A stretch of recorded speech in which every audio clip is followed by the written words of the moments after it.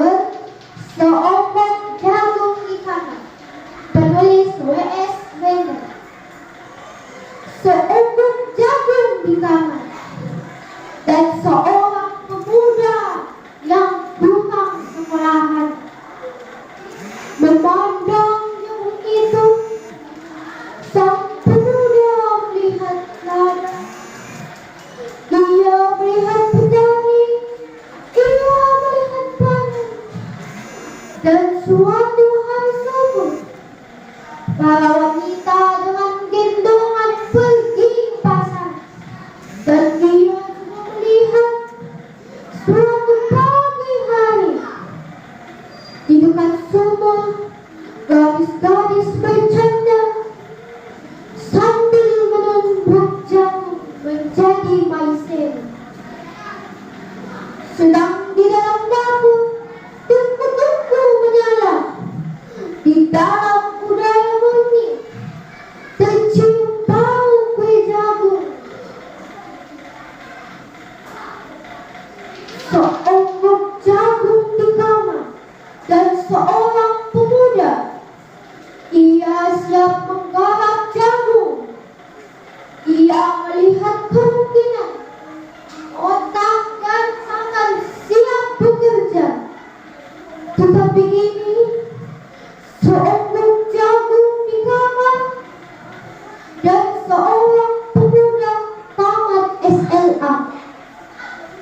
Tak ada uang, tak bisa menjadi mahasiswa. Hanya ada seonggok jagung di kamar. Ia memandang jagung itu, dan ia melihat dirinya terluka-luka. Ia melihat dirinya ditendang dari diskotik. Ia melihat sepasang sepatu tenis di balik etalase. Ia melihat saingannya naik sepeda motor. Ia melihat mobil-mobil lantai. Ia melihat dirinya sendiri miskin dan gagal. Seonggok jagung di kamar tidak menyangkut pada akal, tidak akan menolongnya. Seonggok jagung di kamar tak akan menolong seorang pemuda yang pandangan hidupnya berasal dari buku dan tidak dari kehidupan, yang tidak mengerti dalam metode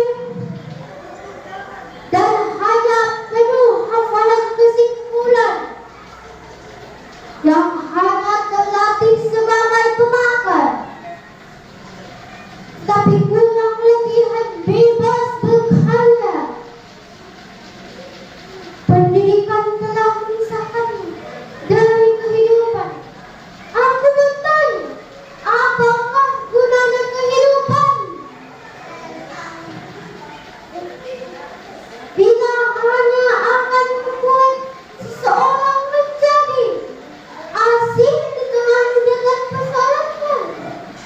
Apakah gunanya pendidikan bila hanya mendorong seseorang menjadi layang-layang di ilmu hingga pulang ke daerahnya? Apakah gunanya seseorang belajar filsafat, sastra, teknologi, ilmu kedokteran, atau apa saja bila pada akhirnya ketika ia pulang ke daerahnya lalu berkata, di sini aku merasa asing dan sepi. Terima kasih. Assalamualaikum warahmatullahi wabarakatuh. Assalamualaikum warahmatullahi wabarakatuh. Perkenalkan, nama saya Alifia Zahra Haudi Halim, kelas 5 dari sekolah SD Impres Kampus Kokas, ingin membawa puisi berjudul